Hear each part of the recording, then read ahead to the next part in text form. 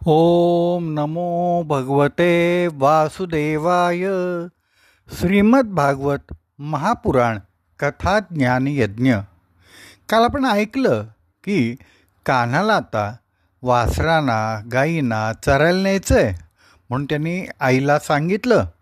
तेव्हा यशोदेनं शांडिल्य ऋषींच्याकडनं कान्हाचा आणि बलरामाचा गोपाळ विधी करून घेतला. गोपाळ विधी म्हणजे आता हे दोघंही गाई वासरं चारायला घेऊन जायला अधिकारी बनले. आता भगवंतांच्या वृंदावन लीला सुरू झाल्या आहेत. यमुनेच्या तीरावर रोज सगळ्या वासरांना घेऊन चारायला न्यायचे. एक दिवस यमुनेच्या तीरावर त्यांनी बकासुराला वत्सासुराला मारलं, त्यांचा उद्धार केला. बकासूर शुभ्र बगळ्याचं रूप घेऊन येतो.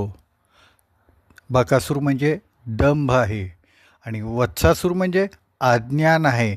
यमुनेच्या काठावर हे दोन अडथळे येतात, ते म्हणजे दंभ आणि अज्ञान, अंधश्रद्धा.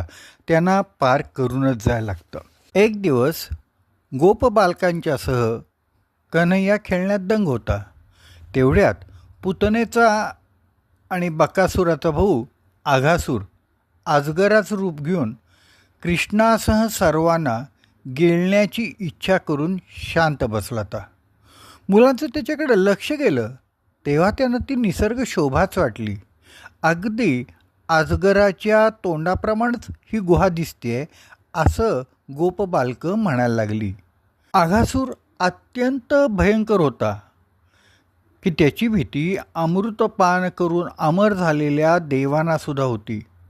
देव त्याला अत्यंत घाबरून आपल्या जीवाचं रक्षण करण्याकरता आघासुराच्या मृत्यूची वाटच बघत होते. आघासूर आपला जबडा उघडून बसला होता. त्याचा खालचा ओठ जमिनीवर आणि वरचा ओठ आकाशाला टेकलेला होता. त्याचं शरीर 4 कोस लांब होतं आणि तोंडाबाहेर आलेली लाल भडक जीभ लाल रस्त्याप्रमाणेच मुलांना वाटत होती आणि डोळे लाल बुंद होते. गुहेप्रमाणे दिसणाऱ्या आघासुराच्या मुखामध्ये मुलं शिरली. मुलांना माहीत होतं की कान्हाबरोबर असेल तर भ्यायचं काहीच कारण नाही. भगवंतांच्यावर गोपबालकांचा पूर्ण विश्वास होता म्हणून ती मुलं गुहेमध्ये शिरली.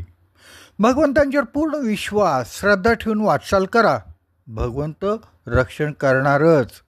श्रीकृष्णाने गोपबालकांना वाचवण्यासाठी आघासुराच्या तोंडात प्रवेश करायचं ठरवलं. कृष्णाने आघासुराच्या मुखामध्ये प्रवेश करताच आघासुरानं आपलं तोंड बंद करून घेतलं. कृष्णाने ओळखलं तर की आघासूर तोंड बंद करून घेणारच, म्हणून आत प्रवेश केल्यानंतर कृष्ण असा काय वाढू लागला की आघासुराचा गळा अवरुद्ध झाला. आघासुराचा श्वासोच्छ्वास पूर्ण बंद झाला. आघासूर व्याकुळ झाला आणि शेवटी ब्रह्मरंध्रातनं आघासुराचे प्राण निघून गेले. तेव्हा श्रीकृष्णानं आपल्या अमृतमय दृष्टीने सर्व बालगोपालांना आणि वासरांना जिवंत केलं आणि आपल्याबरोबर बाहेर त्यांना घेऊन आला. तो मुलांना म्हणाला, तुम्ही जिथं पाहिजे तिथं कसं काय जाता? प्रवेश करण्यापूर्वी कुठं प्रवेश करत आहोत हे तरी बघत जावा. आपण सुद्धा असंच करतो ना. पाप आवासून बसलेलं असतं आणि आपण हे काय आहे, हे कसं आहे एवढंच म्हणतो आणि आत घुसतो. आत घुसल्यावर पाप तोंडच बंद करून घेतं आणि आपण पाप करतच राहतो. आघासुराचा मृत्यू झाला तेव्हा त्याच्या शरीरातनं एक दिव्य ज्योत बाहेर आली. ही ज्योत काही काळ आकाशातच फिरत राहिली. कृष्णाची बाहेर येण्याची वाट पाहत राहिली आणि कृष्ण बाहेर येताच सर्वांच्या समक्ष ती ज्योत श्रीकृष्णामध्ये मिसळली.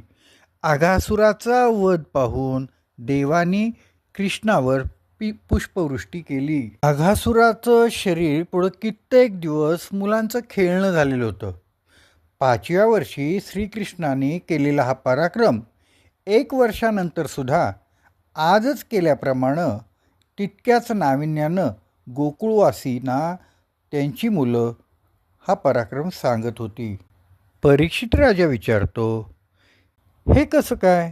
वर्षापूर्वी घडलेला प्रसंग नुकताच घडला आहे असं मुलांना का बरं वाटत होतं? ह्या प्रश्नानं शुकमुनी अत्यंत प्रसन्न झाले आणि म्हणाले, राजन, तुझं अभिनंदन, कारण तू खूप एकाग्रतेनं कथा ऐकत आहेस. या कृष्णकथा अशाच नित्य नूतन आहेत. कितीही ऐका तृप्ती होतच नाही. कुणी म्हणतात, राजन, आघासूर वधानंतर ब्रह्मदेवानी सर्व गोप बालकांचं अपहरण केलं होतं. 1 वर्षांनी परत आल्यानंतर गोप बालके आपली वार्ता घरी सांगू शकले. या लीलेचं स्मरण होताच शुकमुनी समाधी अवस्थेत गेले. तेव्हा सगळ्या ऋषींनी मंत्रघोष केला आणि त्यांना समाधीतून भानावर आणलं. तेव्हा शुकमुनी म्हणाले, राजन, ही मोठी गूढ लीला आहे.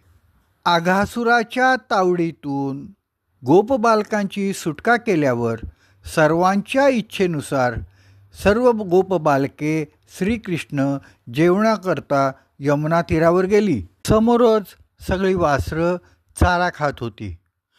सर्व गोपबालकांना कान्हाजवळ जेवायला बसायची इच्छा आहे म्हणून कान्हा मधोमध आणि सर्व मुले पद्मव्यूह चक्रव्यूह करून एकत्र बसली. पद्मव्यूह म्हणजे कमळाच्या पाकळ्या अगदी जवळजवळ एकमेकाला चिकटून असतात.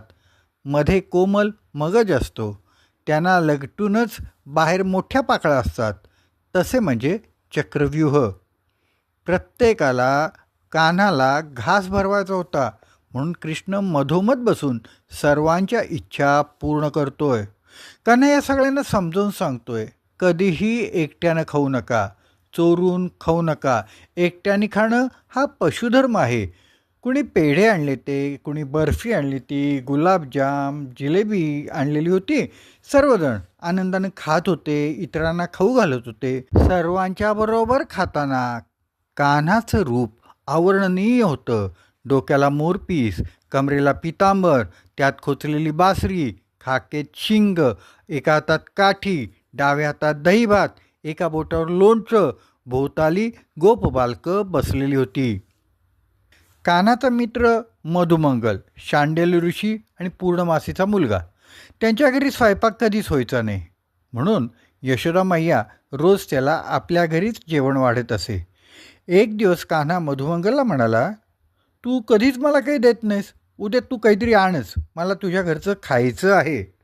मधुमंगलनं आईला काहीतरी खायला दे म्हणून मागितलं. तेव्हा ती म्हणाली, घरी थोडं आंबट ताक आहे, तुला उद्या मी आंबट ताक देते, आपल्याकडे दुसरं काही नाही आहे.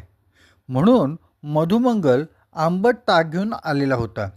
इतर मुलांनी आणलेली बर्फी, पेढे, जिलबी बघून तो लाजला आणि आपण आंबट ताक कान्हाला दिलं तर इतर मुलं नावं ठेवतील म्हणून तो कान्हाला आंबट ताक न देता स्वतःच पिऊ लागला. कान्हाचं त्याच्याकडे लक्ष गेलं आणि तो पळत जाऊन म्हणाला, अरे अरे, माझ्याकरता ताक दिलं आहे, तू एकटाच का पितोस? पूर्णमासीनं मला प्रेमानं आंबट ताक दिलं आहे, तेव्हा मी पण हे पितो. हे ऐकताच मधुमंगलनं घाईघाईनं ते ताक संपवायला सुरुवात केली. कान्हानं त्याला गदागदा हलवलं आणि शेवटचा ताकाचा घोट मधुमंगलच्या तोंडातच असताना कान्हानं त्याच्या तोंडाला आपलं तोंड लावलं आणि मधुमंगलच्या गालावर दोन्ही बाजूनी हात मारले. कान्हानं आपल्या तोंडात आलेलं ताक प्यालं. मधुमंगलच्या तोंडातून ओघळणारं ताक चाटून चाटून पिलं. सर्व देवानी, ब्रह्मदेवानी कान्हाला मधुमंगलचं तोंड चाटताना बघितलं. ब्रह्मदेवांची तर मतीच गुंग झाली. ज्यांना आपण देवकीच्या पोटी अवतार घ्या म्हणून प्रार्थना केली होती तेच हे आहेत का? ब्रह्मदेव चक्रावले. मग सामान्य लोकांची काय कथा? म्हणून ब्रह्मदेवानी परीक्षा घ्यायचं ठरवलं. हा कृष्ण ईश्वर आहे की साधा देव आहे? जर माझ्यासारखी सृष्टी हा बनवू शकला तर मी त्याला ईश्वर समजेन. ब्रह्मदेवानी आपल्या मायेने सर्वच वासरांना ब्रह्मलोकी नेऊन ठेवलं.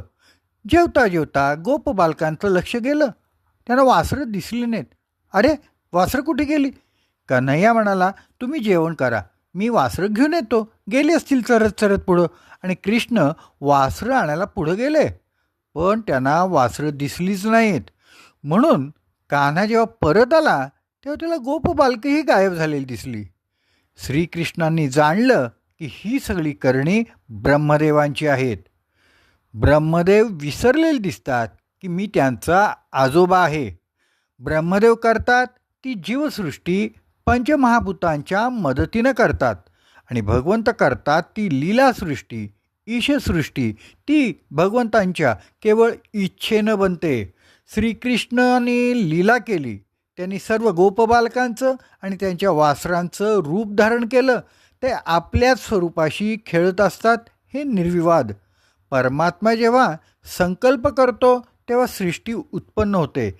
जेव्हा परमात्मा पंचमहाभूते निर्माण करतो तेव्हाच त्याच्या आधारानं ब्रह्मदेव जग निर्माण करतो. श्रीकृष्णाने गोपबालकांची कांबळी, काठी, घुंगुरमाळ अशी सगळी अनेक रूपं धारण केली आणि सर्व गोपबालके आपापल्या वासरांच्यासह घरी परतली. असा क्रम 1 वर्षभर चालूच राहिला. गोकुळात ज्या वासराने गायींचं स्तनपान सोडून दिलं होतं ती वासरंसुद्धा आता स्तनपान करीत होते आणि मोठ्या वासरांना गायीसुद्धा प्रेमानं स्तनपान देत होत्या. हे पाहून सगळ्यांना आश्चर्य वाटलं. गोपीसुद्धा आपल्या गोपबालकांच्यावर पहिल्यापेक्षा जास्ती प्रेम करतायत असं बलरामदादांच्या लक्षात आलं. त्यांना आश्चर्य वाटलं. म्हणून त्यांनी अंतर्मुख होऊन बघितलं. तेव्हा त्यांना समजलं की सर्व वासरं ही कृष्णाचीच रूपं आहेत. तेव्हा बलरामाने कान्हाला बोलून विचारलं. तेव्हा कान्हाने बलरामदादाला सगळं काही सांगितलं. दुसऱ्या दिवशी जेव्हा ब्रह्मदेव पुन्हा पृथ्वीवर येऊन गोकुळात काय गोंधळ आहे तो बघायला लागले, ब्रह्मदेवाने पाहिलं तर सर्व काही पूर्वीसारखं चालू होतं. तीच बालकं, तीच वासरं. ब्रह्मदेवांना प्रश्न पडला, ही गोपबालकं, ही वासरं खरी आहेत का आपण ब्रह्मलोकात नेऊन ठेवलेली खरी आहेत? तेव्हा ब्रह्मदेवाने डोळे बंद करून ध्यानावस्थेत पाहिलं तर सर्व बालके आणि वासरामध्ये त्यांना श्रीकृष्णांचंच दर्शन झालं. दुसऱ्याची परीक्षा घेण्याकरता ब्रह्मदेव गेले होते, पण त्यांची स्वतःचीच परीक्षा झालेली होती. ब्रह्मदेव अत्यंत खजील झाले आणि श्रीकृष्णांना शरण गेले. त्यांनी श्रीकृष्ण भगवंतांची स्तुती केली. ती स्तुती अत्यंत अद्भुत आहे. परीक्षा घेतल्याबद्दल श्रीकृष्णांची क्षमायाचना केली, तरीही श्रीकृष्णाने मौनच पाळलं. कारण अतिप्रिय अशा गोपबालकांना आणि वासरांना ब्रह्मदेवांच्यामुळं श्रीकृष्णांना विरह सहन करायला लागलेला होता. शेवटी ब्रह्मदेव म्हणाले, गर्भात असलेल्या बाळानं लाथ मारली तर आईला राग येण्याऐवजी आनंदच होतो. त्याप्रमाणे माझ्या अपराधाला क्षमा करा. त्यानंतर ब्रह्मदेवाने आपली लीला आवरली. खरी गोपबालकं आणि वासरं मूळ ठिकाणी आणून ठेवली आणि ब्रह्मलोकात नेऊन ठेवलेली बालकं आणि वासरं मूळ जागी आणून ठेवली. मूळ जागी येताच गोपबालकं कृष्णाला जागी होऊन म्हणायला लागली, कृष्णा, तू लवकर परत आलास, बरं झालं. आम्ही तुझ्याशिवाय एकही घास खाल्लेला नाही. आता आपण आनंदानं जेवण करूया. तेव्हा कृष्णाच्या हातातील दहीभाताचा घास पूर्वीप्रमाणे अजूनही ओलाच होता.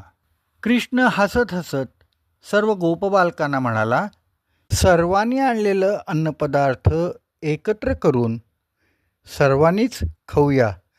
हाच तो गोपालकाला. गोपालकाला खाऊन सर्व गोपाळ अत्यंत तृप्त झाले.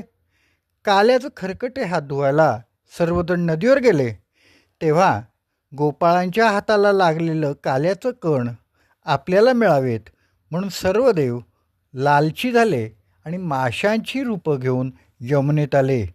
असा हा काल्याचा प्रसादाचा महिमा फार आहे. पण कृष्णाने सगळ्यांना हाक मारली आणि म्हणाला, काल्याच्या प्रसादाचे हात घोंगड्याला पुसायचे, नदीत धुवायचे नाहीत. हे ऐकून देव हिरमुसले. घरी गेल्यावर जेव्हा आज आघासुराला कृष्णाने मारल्याचं सांगितलं तेव्हा सगळ्यांना आश्चर्य वाटलं, कारण ही तर 1 वर्षापूर्वीची घटना मुलं आज सांगत होती. गोपाळ कृष्ण भगवान की जय. उद्या पुन्हा ऐकूया श्रीमद भागवत महापुराण कथा ज्ञान यज्ञ.